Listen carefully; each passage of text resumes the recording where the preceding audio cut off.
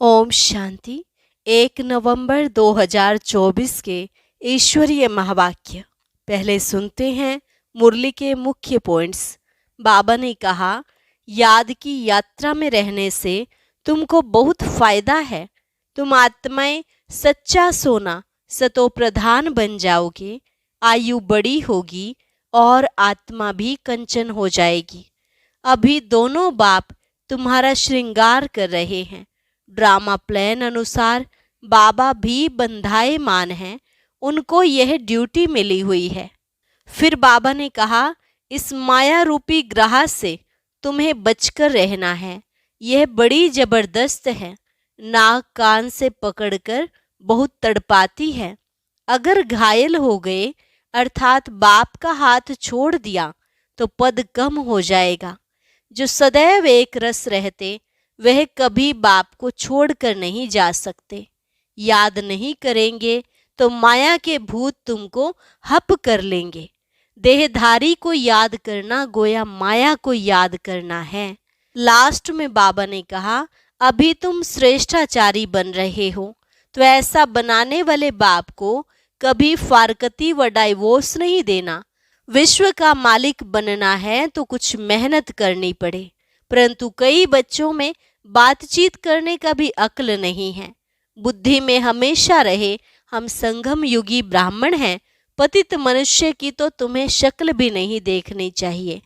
और अब सुनते हैं महावाक्यों को विस्तार से। मुरली का सार।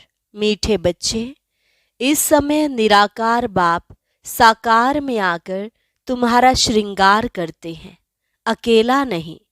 प्रश्न, तुम बच्चे याद की यात्रा में क्यों बैठते हो? उत्तर, क्योंकि तुम जानते हो इस याद से ही हमें बहुत बड़ी आयु मिलती है, हम निरोगी बनते हैं। दूसरा, याद करने से हमारे पाप कटते हैं, हम सच्चा सोना बन जाते हैं। आत्मा से रजो तमो की खाद निकल जाती है, वह कंचन बन जाती है। तीसरा, याद से ही तुम पावन दुनिया के मालिक बन जाएंगे। चौथा, तुम्हारा श्रृंगार होगा। पांचवा, तुम बहुत धनवान बन जाएंगे। यह याद ही तुम्हें पद्मा पद्म भाग्यशाली बनाती है। ओम शांति। रूहानी बच्चों को रूहानी बाप समझा रहे हैं। यहाँ बैठ तुम क्या करते हो?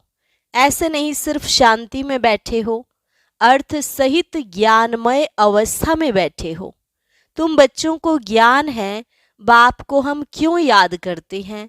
बाप हमको बहुत बड़ी आयु देते हैं। बाप को याद करने से हमारे पाप कटेंगे, हम सच्चा सोना सतो प्रधान बन जाएंगे। तुम्हारा कितना श्रृंगार होता है, तुम्हारी आयु बड़ी हो जाएगी, आत्मा कंचन हो जाएगी। अब आत्मा में खाद पड़ी हुई है। याद की यात्रा से वह सब खाद जो रजो तमो की पड़ी है वह सब निकल जाएगी। इतना तुमको फायदा होता है। फिर आयु बड़ी हो जाएगी, तुम स्वर्ग के निवासी बन जाएंगे और बहुत धनवान बनेंगे। तुम पद्मा पद्म भाग्यशाली बन जाएंगे। इसलिए बाप कहते हैं, मन मना भव, माँ में कम याद करो। कोई देहधारी के लिए नहीं कहते। बाप को तो शरीर है नहीं, तुम्हारी आत्मा भी निराकार थी। फिर पुनर्जन्म में आते आते पारस बुद्धि से पत्थर बुद्धि बन गई है, अब फिर कंचन बनना है। अभी तुम पवित्र बन रहे हो। पानी के स्नान तो जन्म जन्मांतर किए, समझा हम इससे पावन बनेंगे, परंतु पावन बनने बदले और ही पतित बन नुकसान में पड़े हो, क्योंकि यह है ही झूठी माया। झूठ बोलने के संस्कार हैं सबके। बाप कहते हैं, मैं तुमको पावन बनाकर जाता हूँ, फिर तुमको पतित कौन बनाता? अभी तुम फील करते हो ना, कितना गंगा स्नान करते आए, परंतु पावन तो बने नहीं। पावन बनकर तो पावन दुनिया में जाना पड़े।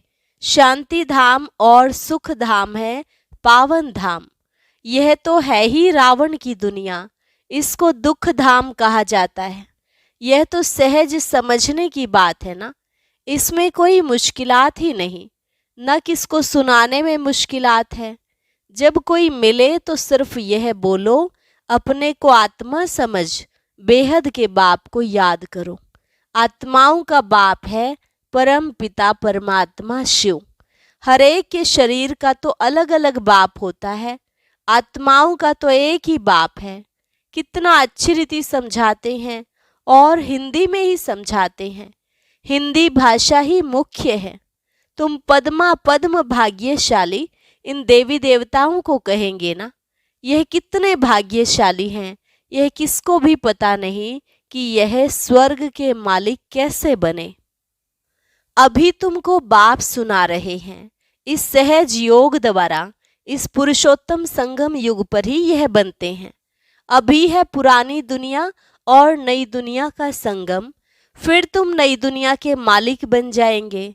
अब बाप सिर्फ कहते हैं 2 अक्षर अर्थ सहित याद करो। गीता में है मन मना भव।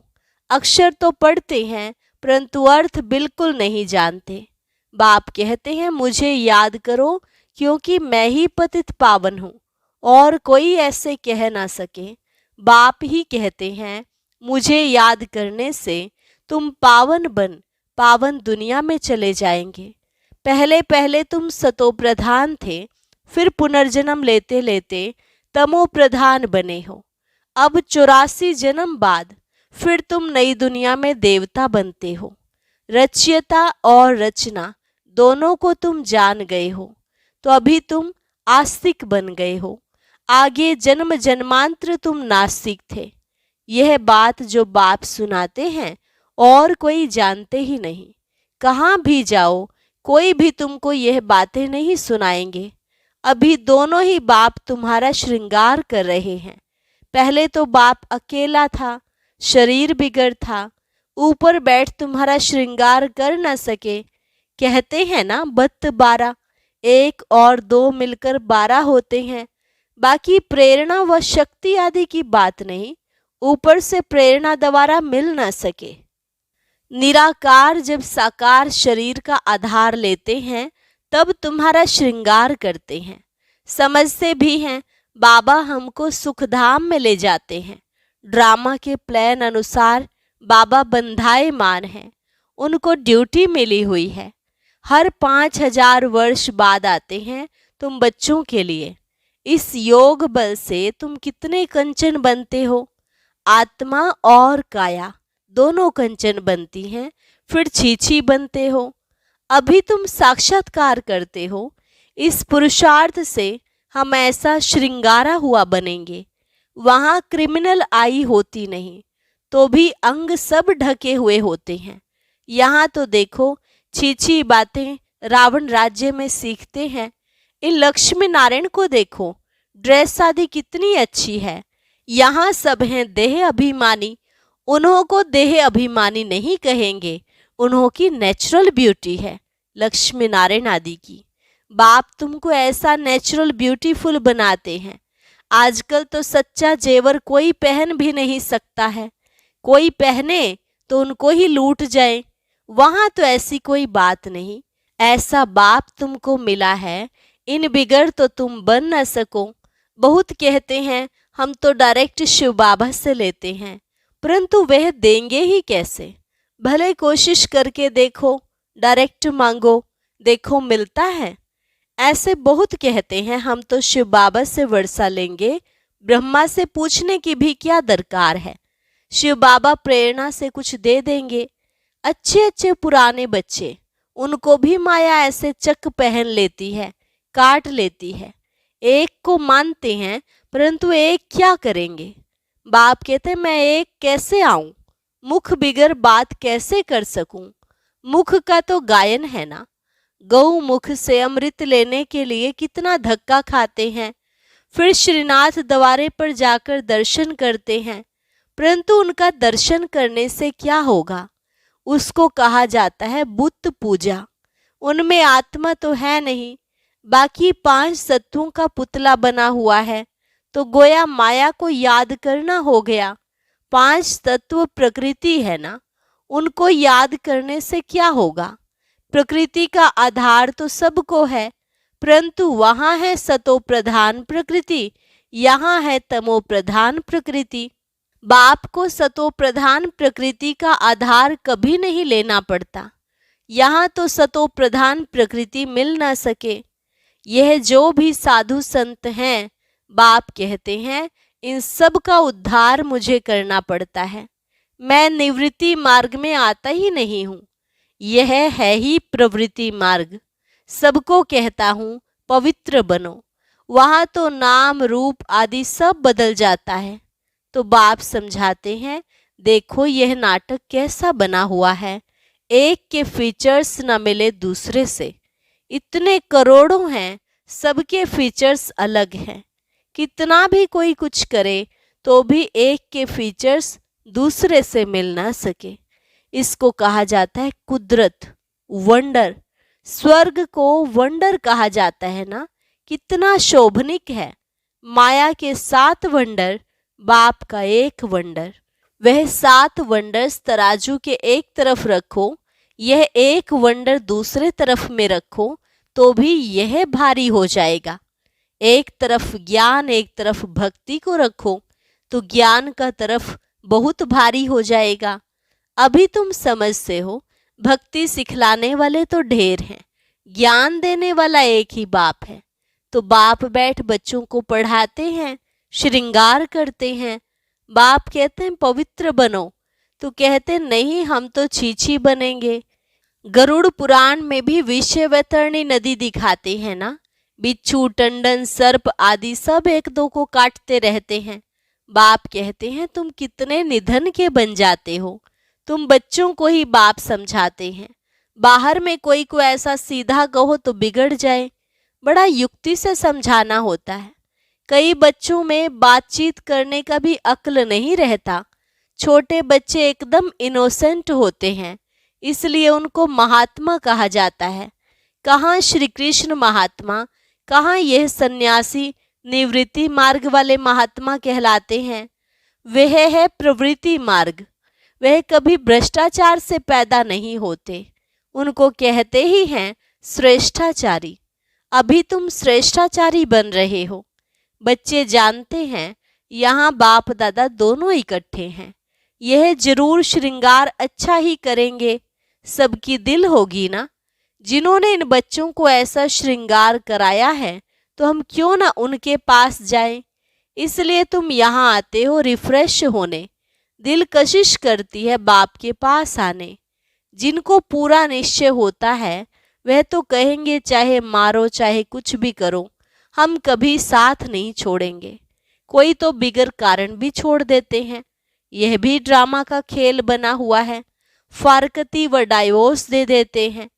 बाप जानते हैं यह रावण के वंश के हैं। कल्प कल्प ऐसा होता है। कोई फिर आ जाते हैं। बाबा समझाते हैं हाथ छोड़ने से पद कम हो जाता है। सम्मुख आते हैं, प्रतिज्ञा करते हैं हम ऐसे बाप को कभी नहीं छोड़ेंगे। परंतु माया रावण भी कम नहीं है, झट अपनी तरफ खींच लेती है। फिर सम्मुख आते हैं तो उनको समझाया जाता है। बाप लाठी थोड़े ही लगाएंगे, बाप तो फिर भी प्यार से ही समझाएंगे। तुमको माया ग्रह खा जाता, अच्छा हुआ जो बचकर आ गए। घायल होंगे तो पद कम हो जाएगा। जो सदैव एक रस ही रहेंगे वह कभी हटेंगे नहीं, कभी हाथ नहीं छोड़ेंगे। यहाँ से बाप को छोड़ मर कर माया रावण के बनते हैं तो उनको माया और ही जोर से खाएगी। बाप कहते हैं तुमको कितना श्रृंगार करते हैं। समझाया जाता है अच्छे होकर चलो, किसको दुख नहीं दो। ब्लड से भी लिख कर देते हैं, फिर वैसे के वैसे बन जाते हैं। माया बड़ी जबरदस्त है, कान नाक से पकड़कर बहुत तड़पाती है। अब तुमको ज्ञान का तीसरा नेत्र देते हैं तो क्रिमिनल दृष्टि कभी नहीं जानी चाहिए। विश्व का मालिक बनना है तो कुछ मेहनत भी करनी पड़े ना। अब तुम्हारी आत्मा और शरीर दोनों तमो प्रधान हैं, खाद पड़ गई है। इस खाद को भस्म करने के लिए बाप कहते हैं मुझे याद करो। तुम बाप को याद नहीं कर सकते हो, लज्जा नहीं आती है? याद नहीं करेंगे तो माया के भूत तुमको हप कर लेंगे। तुम कितना छीछी बन गए हो।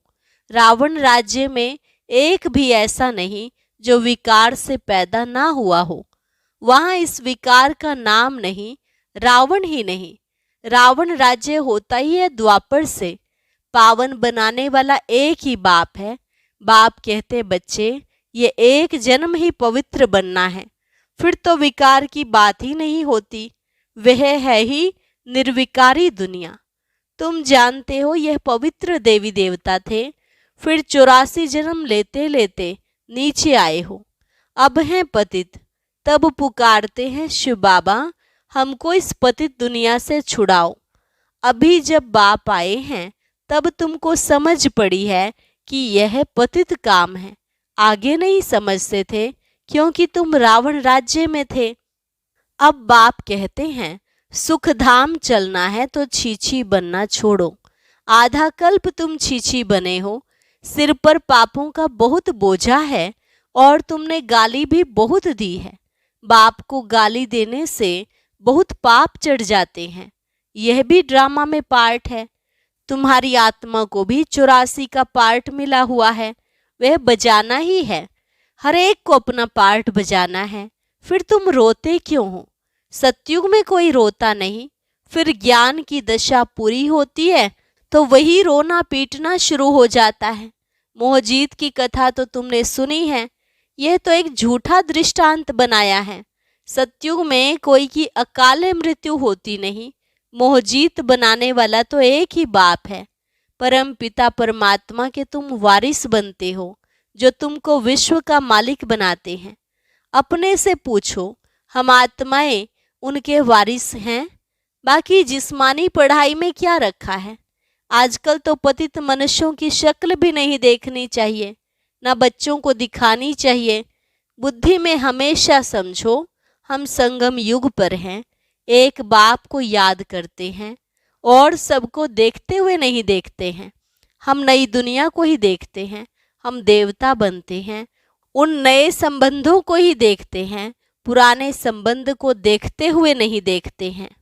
यह सब भस्म होने वाला है। हम अकेले आए थे, फिर अकेले ही जाते हैं।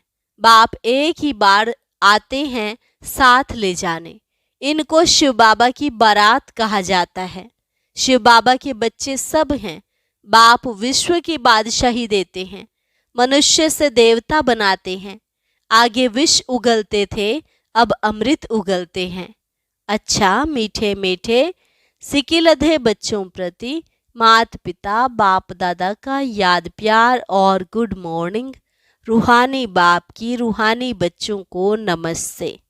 रूहानी बच्चों की रूहानी बाप दादा को नमस्ते नमस्ते गुड मॉर्निंग। धारणा के लिए मुख्य सार। पहली पॉइंट, स्वयं को संगम युग निवासी समझकर चलना है। पुराने संबंधों को देखते हुए भी नहीं देखना है। बुद्धि में रहे हम अकेले आए थे, अकेले जाना है। दूसरी पॉइंट, आत्मा और शरीर दोनों को कंचन पवित्र बनाने के लिए ज्ञान के तीसरे नेत्र से देखने का अभ्यास करना है। क्रिमिनल दृष्टि खत्म करनी है। ज्ञान और योग से अपना श्रृंगार करना है। वरदान, मन मना भव हो। अलौकिक विधि से मनोरंजन मनाने वाले बाप समान भव। मन मना भव हो। अलौकिक विधि से मनोरंजन मनाने वाले बाप समान भव। संगम युग पर यादगार मनाना अर्थात बाप समान बनना, ये संगम युग के सुहेज हैं। खूब मनाओ, लेकिन बाप से मिलन मनाते हुए मनाओ। सिर्फ मनोरंजन के रूप में नहीं, लेकिन मन मना भव हो मनोरंजन मनाओ। अलौकिक विधि से अलौकिकता का मनोरंजन अविनाशी हो जाता है। संगम युगी दीप माला की विधि पुराना खाता खत्म करना। हर संकल्प हर घड़ी नया अर्थात अलौकिक हो। पुराने संकल्प संस्कार स्वभाव चाल चलन यह रावण का कर्जा है। इसे एक दृढ़ संकल्प से समाप्त करो। स्लोगन, बातों को देखने के बजाय स्वयं को और बाप को देखो। ओम शांति। बच्चों की एक कमजोरी के कारण विश्व परिवर्तन का कार्य रुका हुआ है। वह कौन सी कमजोरी है, सुनते हैं आज के ज्ञान मोती में।